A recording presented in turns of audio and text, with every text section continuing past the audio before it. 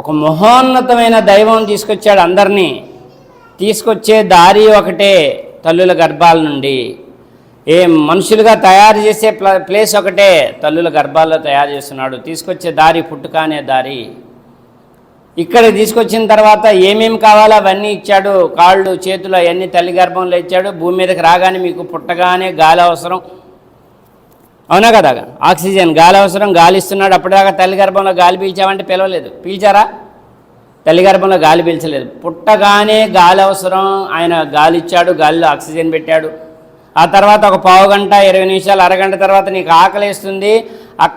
అప్పటిదాకా నీకు ఆహారం ఇవ్వటానికి అక్కడ సిద్ధంగా లేవు. నువ్వు పుట్టిన వెంటనే ఒక అరగంటలో గంటలో అవి తయారైపోతాయి. తల్లి పాలేంట్లోండి పాలు, నీకు ఆహారం అవసరం, అక్కడ పాలు తయారు చేసి పెట్టాడు.